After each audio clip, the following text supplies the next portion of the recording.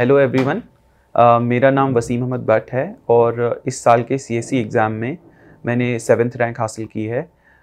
मैं अनंतनाग डिस्ट्रिक्ट से आता हूँ, जम्मू एंड कश्मीर के। और इस वीडियो के माध्यम से I will talk to you about the strategy and the resources that I used for this exam. सबसे पहले मैं अपने बारे में थोड़ा सा बताऊँगा कि इस यूपीएससी में क्या जर्नी रही है।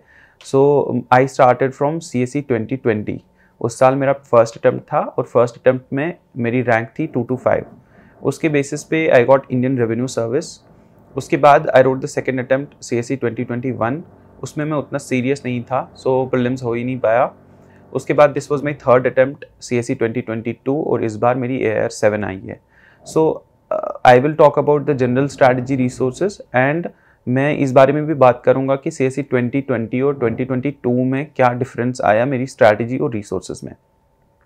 सबसे पहले हम एग्ज़ाम को 3 हिस्सों में बांटेंगे: prelims, mains and interview.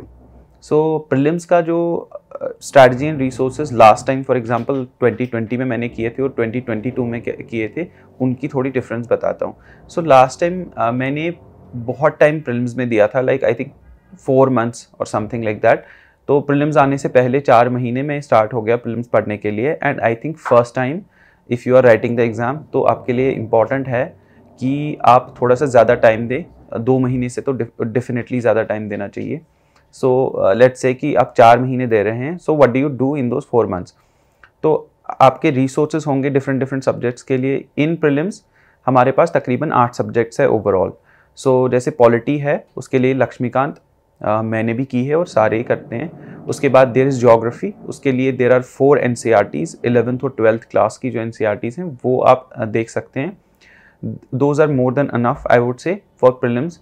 Third is economics. Economics के लिए what you have to do is कि एक जनरल कोई बुक नहीं है ऐसी जिससे आप सब कुछ पढ़ सकते हो। इकोनॉमिक्स के लिए आई वुड से कि आप मैक्रो इकोनॉमिक्स की NCERT पढ़िए और आप इंडियन इकोनॉमी पे एक NCERT आती है, आई थिंक क्लास 12th की या 11th की, तो वो आप एक बार देख लीजिए। उसके बाद थोड़ा सा आप इकोनॉमिक सर्वे और बजट का समरी देखिए। दैट वुड बी इकोनॉमिक्स के रिसोर्सेज।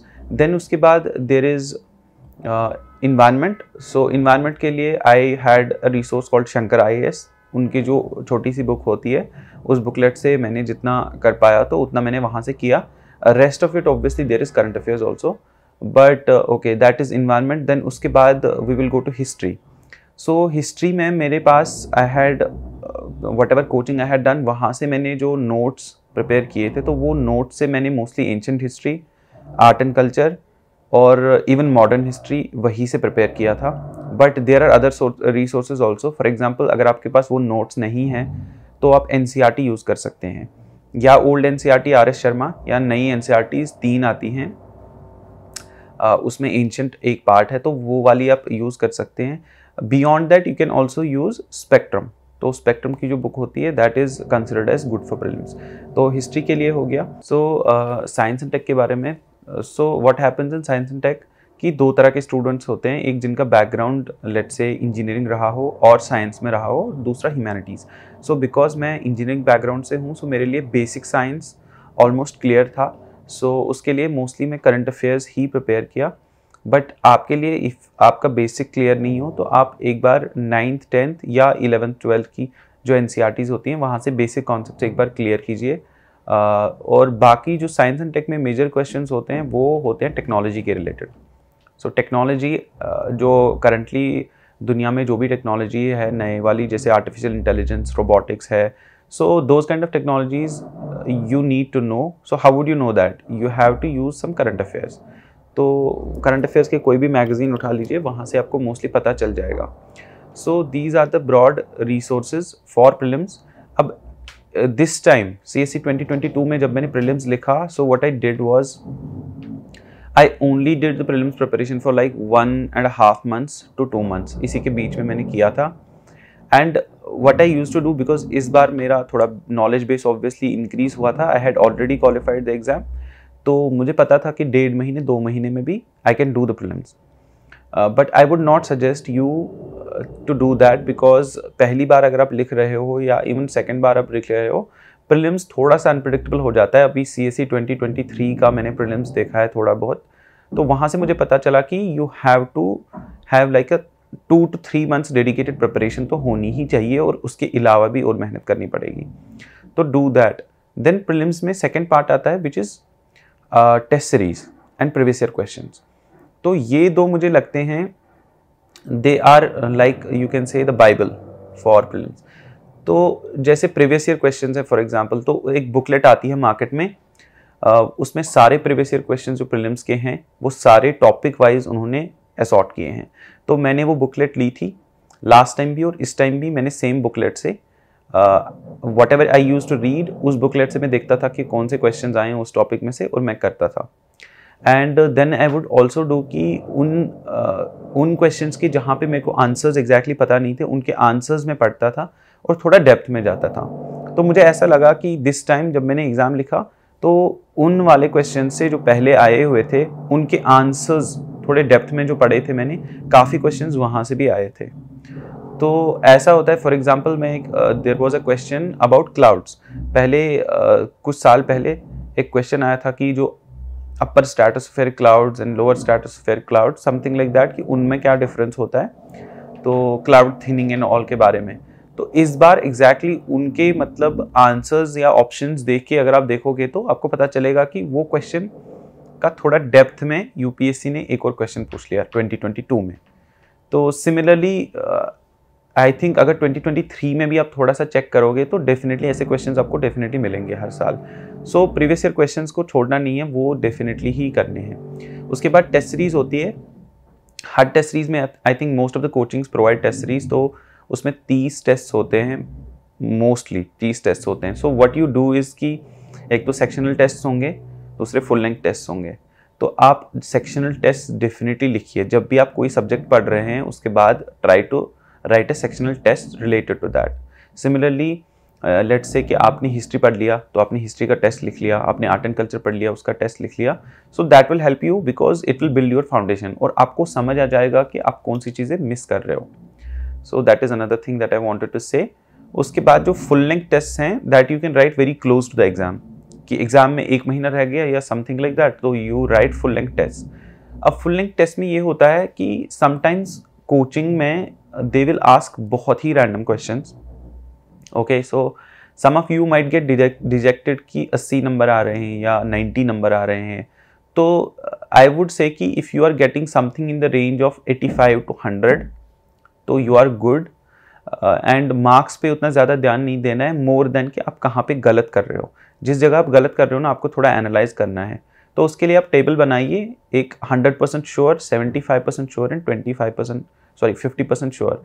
सो जैसे आप कोई भी क्वेश्चन करेंगे जिस पे आप 100% श्योर थे और आपने उस टेबल में वो डाल दिया और लेटर ऑन आपको पता चला कि ये गलत था, तो आपको देखना है कि आपका 100% श्योर गलत क्यों आ रहा है। तो ऐसे ऐसे करके थोड़ा सा आप एनालाइज कीजिए कि आपके 50% जिन पे आप श्योर थे वहाँ पे कितनी गलतियाँ हो रही है। तो आप एग्जैक्टली पता कीजिए कि आपको कितने क्वेश्चंस करने चाहिए। तो जैसे मेरा ये था कि I have to do 85 to 95 questions, इसके अराउंड मतलब। सो 2020 में मैंने 96 क्वेश्चंस किए थे और इस बार भी मैंने इसी रेंज में किए थे। सो आप उस रेंज में करेंगे तो आपका डेफिनेटली मतलब स्कोर ऊपर जाएगा। बट अगर आपको ऐसा लग रहा है कि आपकी नेगेटिव मार्किंग भी ऊपर जा रही है तो आप वो टेस्ट सीरीज से ही पहले से पता कीजिए, वहाँ जाके पता करना थोड़ा प्रॉब्लमैटिक हो सकता है। तो ये प्रीलिम्स का हो गया। बाकी प्रीलिम्स का तीसरा एस्पेक्ट ये है कि मेंटल प्रेशर का जो एस्पेक्ट आता है। जब आप एग्ज़ाम में जाते हो, जब आप टेस्ट लिखते हो, उनमें थोड़ा अंतर होता है। सो टेस्ट में आपका स्टेक कोई भी नहीं होता, अगर नहीं हुआ, कम मार्क्स आ गए, ठीक है आप परेशान हो गए। बट अगर प्रीलिम्स में आपके कम मार्क्स आ गए तो you are out of the list for 1 year. So वो जो प्रेशर होता है, काफ़ी सारे बच्चे उसकी वजह से गलत कर देते हैं, मुझे लगता है ऐसा। और मैं जब खुद 2020 का मैंने दिया था तो मुझे ऐसा लगा कि मैंने ऐसे एग्ज़ाम दिया जैसे वो एक टेस्ट था। मतलब मैंने इतना सोचा नहीं कि आगे जाके उसका रिपरकशन क्या होगा अगर नहीं होगा तो। उसकी वजह से मेरे ठीक ठाक मार्क्स आ गए बिकॉज प्रेशर उतना ज़्यादा नहीं था।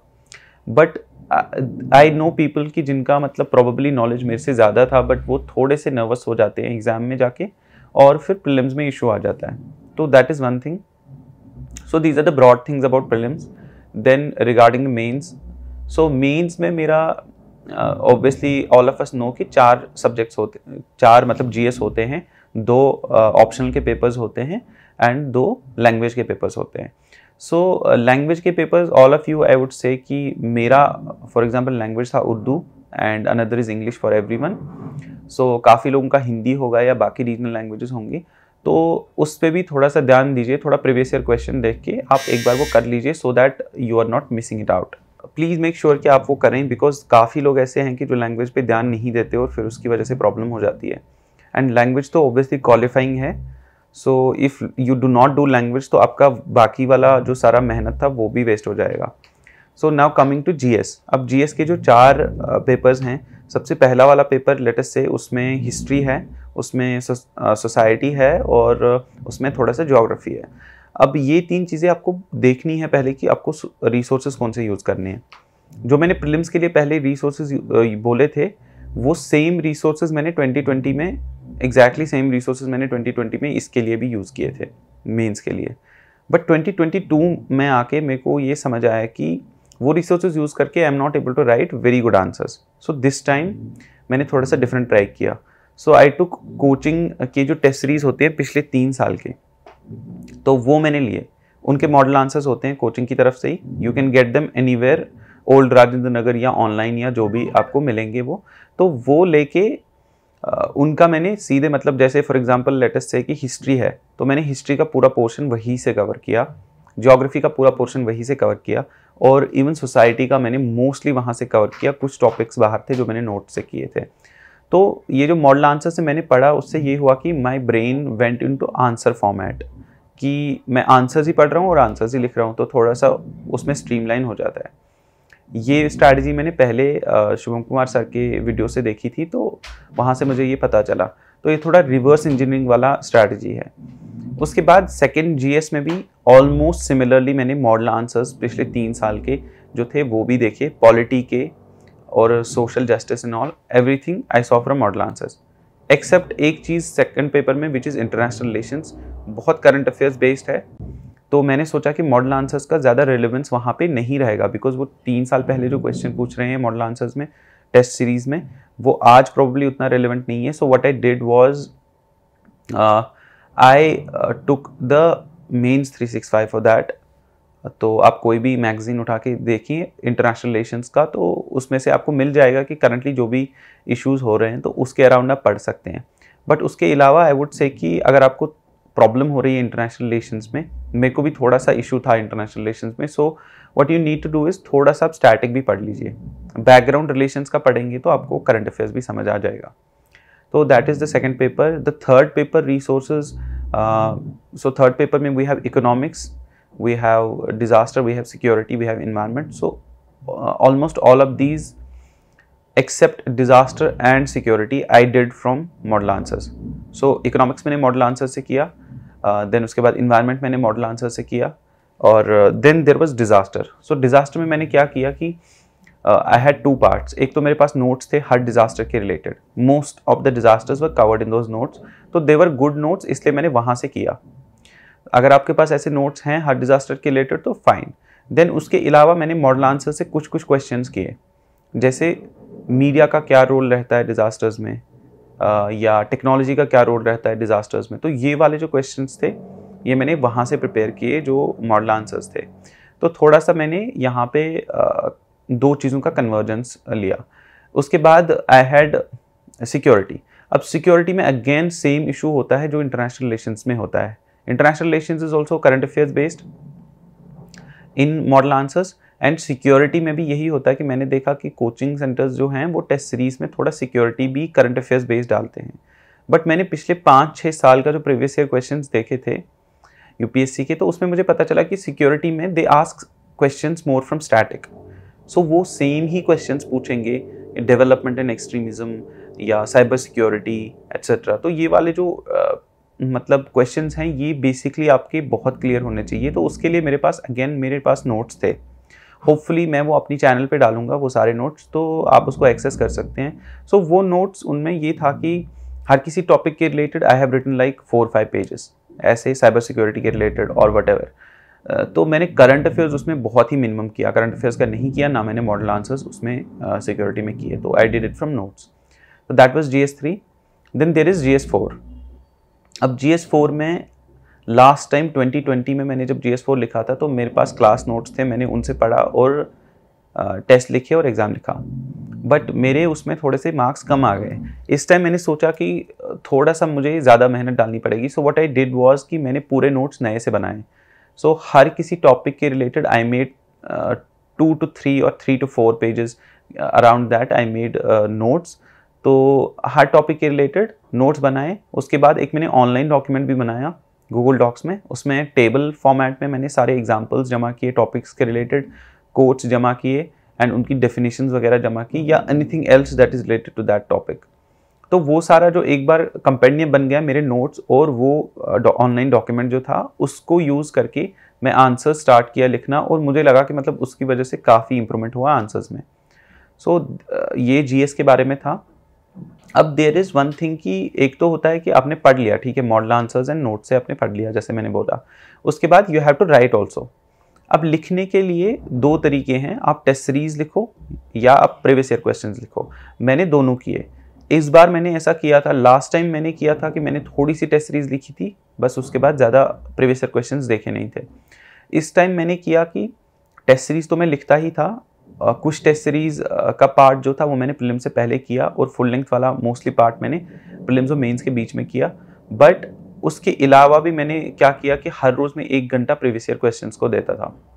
सो 2 to 3 और something like that mid day में। तो मैं ऐसा करता था कि लेट्स से 2022 में मैंने एग्ज़ाम लिखा था, तो 2021 का GS1 उठा लिया, उसमें से कुछ क्वेश्चंस लिख लिए 1 घंटे के लिए, आधे घंटे के लिए वो खुद ही इवैल्यूएट में करता था। आपका अगर कोई दोस्त है जिन्होंने ऑलरेडी एग्ज़ाम किया है और समथिंग लाइक दैट, या जिन्होंने एग्ज़ाम लिखा है ऑलरेडी, तो उनको भी आप सेंड कर सकते हो, उनको दिखा सकते हो। तो उससे ये होगा कि ओवर टाइम आप रोज़ रोज़ लिख रहे हो तो वो स्किल डेवलप होगा आंसर राइटिंग का। कभी कभी ऐसा भी होता है कि लेट्स से कि डिफ़िकल्ट क्वेश्चन आ गया और आपको पता भी नहीं है, but you still right that क्योंकि आपका स्किल है। तो वो वाला स्किल सेट मैंने ऐसे डेवलप किया। So that is the test series वाला part and previous year questions. I would say कि प्रीवियस ईयर क्वेश्चंस बहुत ही ज़्यादा इंपॉर्टेंट लगे मुझे, तो आपको अगर लगता है तो आप डेफिनेटली वो ट्राई कीजिए लिखना। ये हो गया GS। उसके बाद देयर इज़ ऑप्शनल। ना ऑप्शनल में it's a slightly different strategy, because GS एक जनरल स्टडीज़ है, ऑप्शनल ऑनर्स लेवल और बैचलर्स लेवल का सब्जेक्ट होता है। सो मेरा ऑप्शनल था एंथ्रोपोलॉजी। अब ऑप्शनल के रिलेटेड जनरल में बोलूँगा कि ऑप्शनल चूज़ कैसे करना है। सबसे पहले तो you have to see the scoring ability of that optional. A lot of optionals have been scoring good in recent times. Anthropology है, sociology, history, political science, और मतलब कभी कभी ऐसा भी हो जाता है कि किसी और ऑप्शन से भी काफ़ी अच्छे स्कोर आते हैं लोगों के, तो उसके हिसाब से आप देखिए। बट उससे भी ज़्यादा इंपॉर्टेंट आई वुड से कि आपका इंटरेस्ट कितना है, बिकॉज अगर आपने स्कोरिंग एबिलिटी के बेसिस पे ही पूरा चूज़ किया तो आपके इंटरेस्ट का इशू ये रहेगा कि आपको 1 साल 1.5 साल वो ऑप्शनल पढ़ना है और आप नहीं पढ़ पाएंगे, तो वो इशू हो जाएगा। So please make sure that आपका जो ये ऑप्शनल चूजिंग है वो प्रॉपरली हो रहा है based on interest and scoring. थोड़ा सा स्कोरिंग भी होना चाहिए और इंटरेस्ट भी होना चाहिए। बाकी आप उसकी टेस्ट सीरीज़ देख लीजिए कि टेस्ट सीरीज़ है मार्केट में या नहीं है, रिसोर्सेज हैं मार्केट में या नहीं है। तो ये सारी चीज़ें आप कंसिडर कीजिए, उसके बेसिस पे आप उसके बेसिस पे आप ऑप्शन चूज़ कीजिए। तो that is the other thing about optional. Then this is the major mains का पार्ट। देन उसके बाद कम्स द इंटरव्यू। अब इंटरव्यू में you have a different skill set that is required. Skill set है personality का, personality development कितनी हुई है आपकी। तो उसके लिए ऑब्वियसली जितना आपका चाइल्डहुड या थोड़ा पहले से ग्रूमिंग हुआ है थोड़ा पर्सनैलिटी का, तो वो तो फ़ायदा देगा ही। बट अगर आप नहीं भी हुआ है ऐसा कुछ, या आपका लैंग्वेज में कोई इशू है या कुछ ऐसा भी इशू है, तो इट कैन बी करेक्टेड। जैसे मेंस आपने लिखा, मेंस के बाद you will get enough time. हमने इस बार CSE 2022 में मेंस सितंबर में लिखा था एंड मेरा इंटरव्यू का डेट था March 15। सो सितंबर और मार्च में बहुत टाइम है। एक बार आप मेंस लिख लीजिए, उसके बाद जो भी आपको टाइम मिलता है, लेट्स से 5-6 महीने तो मिलेंगे। सो उन 5-6 महीनों में आप अपनी पर्सनैलिटी पे काम कीजिए। सो उसके लिए what you have to do is firstly अपने बारे में सब कुछ जानना है। आप कहाँ से आते हो उस जगह के बारे में जानो, आपका बैकग्राउंड क्या है उस जगह के बारे में जानो, आपकी हॉबीज़ क्या हैं। काफ़ी लोगों का हॉबीज़ में इशू हो जाता है कि हॉबी ही नहीं है बिकॉज यूपीएससी प्रिपरेशन कर रहे हैं। सो आप एक काम कीजिए, मतलब even if you want to develop a hobby तो 5 महीने में डेफिनेटली एक हॉबी तो डेवलप हो ही सकती है। एंड वो हॉबी है, वो कोई एक्सपर्टीज़ तो नहीं होगा, दे will ask you only like basic questions from that thing. तो वो एक चीज़ आप कर सकते हैं।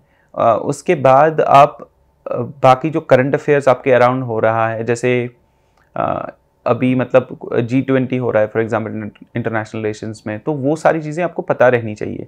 सो उसके लिए आप न्यूज़पेपर कंटिन्यूसली पढ़िए। इंटरव्यू प्रिपरेशन में I think newspaper is a major boost.